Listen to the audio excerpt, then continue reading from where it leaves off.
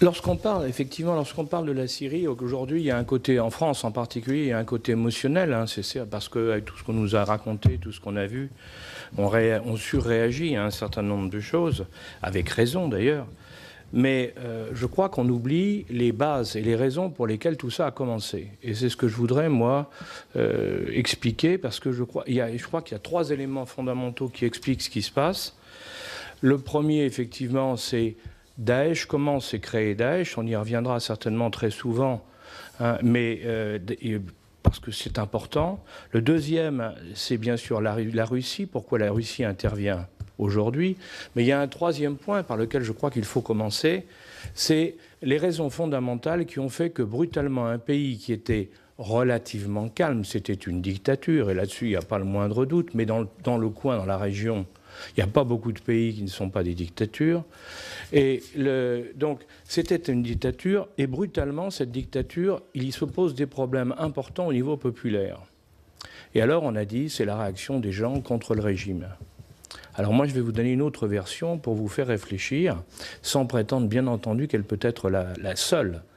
Mais je crois qu'il ne faut pas l'oublier, alors que malheureusement, en France en particulier, on l'a complètement oublié.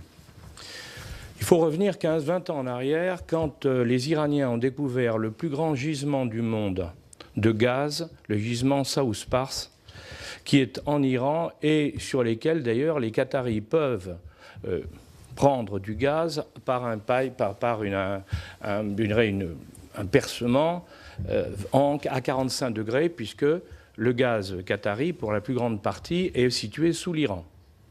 Ça, il faut le savoir. Donc, le gisement South Pars, quand il a été découvert, tout le monde s'est dit c'est un formidable gisement, il faut donc l'exploiter. Et des deux côtés, les Qataris et les Iraniens ont réfléchi comment ils pourraient faire.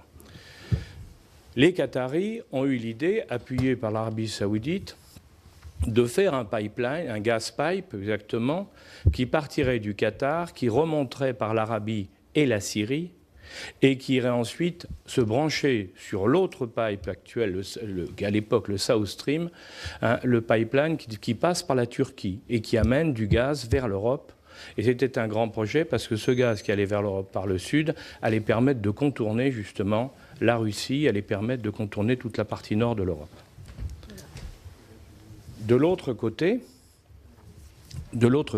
les Iraniens, eux, qui voyaient qu'ils allaient avoir une quantité importante de gaz disponible, et n'ayant pas de débouché du côté occidental, ont eu l'idée de faire un gas pipe qui irait de l'Iran par l'Irak, puisque les chiites contrôlaient l'Irak, hein, l'Iran vers l'Irak et de l'Irak vers la Syrie, pour faire un débouché gazier à côté du port de Tartous, donc en Syrie, et qui permettrait à ce moment-là aux Iraniens de vendre leur gaz vers tous les pays occidentaux, en particulier les pays autour de la Méditerranée, la partie nord, c'est-à-dire la France et les autres.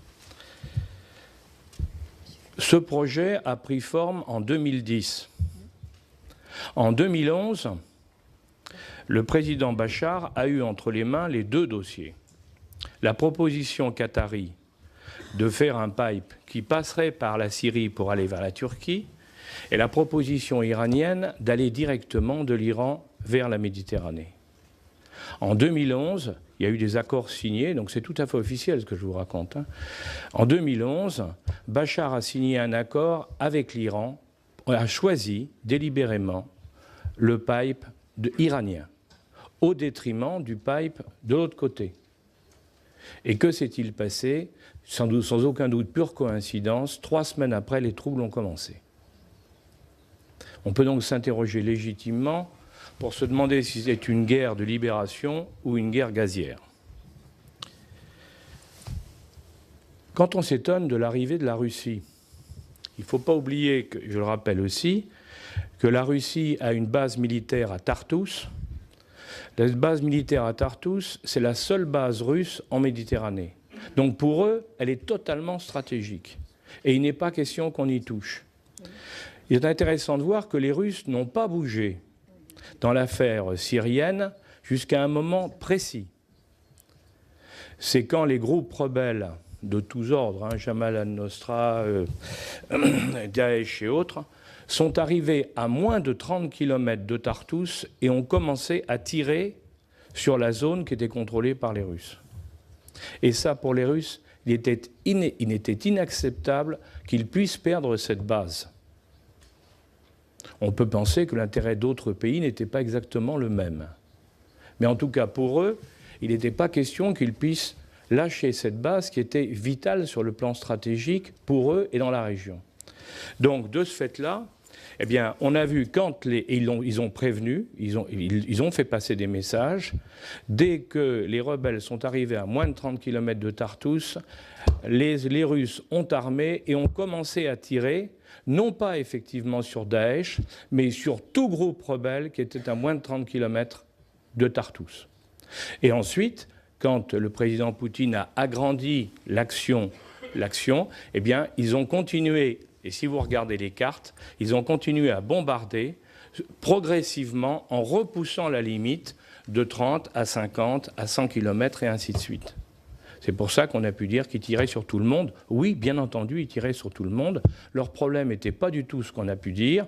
Le problème était la sécurisation absolue de Tartous. Et ils l'ont complété en mettant des missiles, les nouveaux missiles qu'ils ont à disposition, qu'on n'avait jamais vus encore, nous, ces fameux missiles qui sont actuellement des missiles que personne ne sait détruire, ni les Américains, ni les Européens, ni personne. Et la base de Tartous est protégée par ces missiles qui font qu'il y a une zone d'exclusion aérienne dans laquelle personne ne peut passer. Et ça va tellement loin qu'il y a une négociation entre les Russes et les Israéliens également, parce que les Israéliens continuent à survoler pour des raisons d'information et de surveillance de zones, surveillent y compris la zone de Tartous, et ils ont passé un accord avec les Russes pour éviter que sur cette zone-là, ils se fassent tirer par les missiles, un peu comme les Turcs ont tiré un avion russe.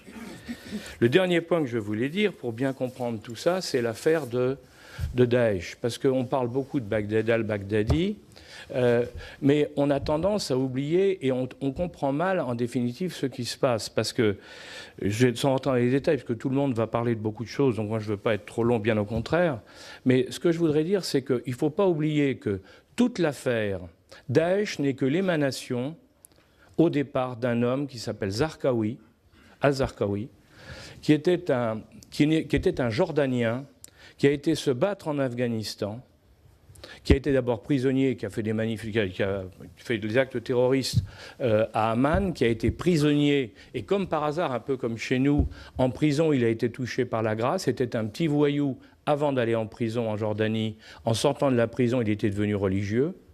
Il est parti en Afghanistan, il a été blessé en Afghanistan, il a été exfiltré avec son groupe sur l'Iran, où il a été protégé par un chef très célèbre qui s'était replié, qui était Hekmatyar, qui était un des chefs tribaux de l'Afghanistan, qui s'était replié à l'époque sous la pression générale en Iran. Et il est resté là jusqu'au moment, et ça explique la suite, jusqu'au moment où les Iraniens ont voulu l'arrêter, parce que ce qu'on ne sait pas non plus, c'est que depuis le 11 septembre 2000, depuis l'attentat du 11 septembre aux États-Unis, il y a un accord de lutte antiterroriste entre les Américains et les Iraniens. Il y a des échanges. Il y a des échanges avec eux, ça dure depuis cette époque-là. Même si de temps en temps, il y a eu des histoires de double jeu, d'ailleurs, d'un côté et de l'autre. Mais globalement, l'accord tient, l'accord antiterroriste tient.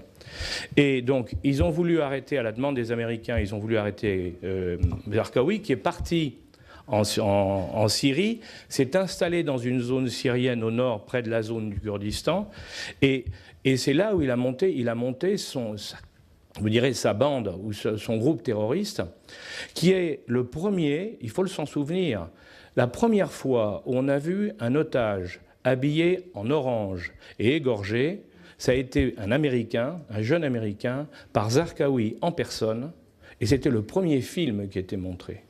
Il y en a eu un deuxième avec un autre Américain derrière. Donc lorsqu'aujourd'hui on parle de Daesh et qu'on dit « Ah, mais Daesh, ils font ça », non, Daesh ne fait que continuer ce que faisait Zarqawi. C'est la filiation de Zarqawi. C'est pour ça que lorsqu'on parle de la position de Daesh et d'al-Baghdadi, qui a eu passé son doctorat en études religieuses au Caire, au moment où Zarqawi s'est fait tuer enfin par les Américains, eh bien, quand on regarde toute cette époque, Zarqawi, c'est lui qui a monté la structure. Et ce qui est très intéressant de voir, et qu'il faut aussi comprendre, bien comprendre la différence entre Jamal al-Nosra et Zarqawi, enfin, et Daesh, c'est que la politique de Zarqawi, c'était de tuer tout le monde, tous ceux qui n'étaient pas musulmans, sunnites, salafistes. Et tous les autres, il fallait les tuer. Ça a été tellement loin, parce qu'il a fait des massacres déjà à l'époque, mais on n'en parlait pas parce que ça ne nous concernait pas. Mais il a fait des massacres, et ces massacres, en définitive, c'est Ben Laden qui a réagi par un communiqué avec al-Zawahiri en disant « il ne faut pas faire ça, il ne faut pas faire ça, il ne faut pas tuer les musulmans, on doit s'intéresser aux autres, mais on ne doit pas tuer les musulmans.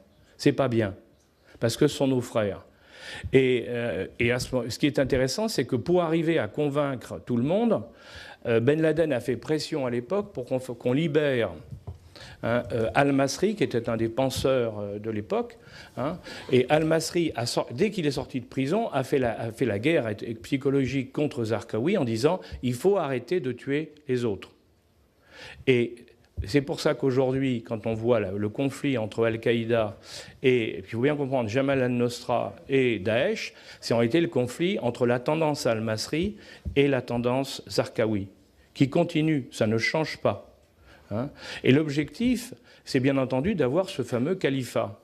Et juste un dernier point sur le califat, puis je vais arrêter là, je ne veux pas être trop long, mais sur le plan du califat, il faut bien comprendre aussi que là, il y a une raison pour laquelle tout le monde est concentré dans cette zone.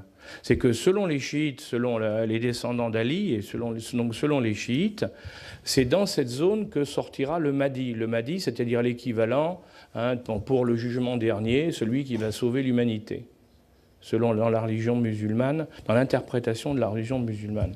Donc c'est là où vous avez...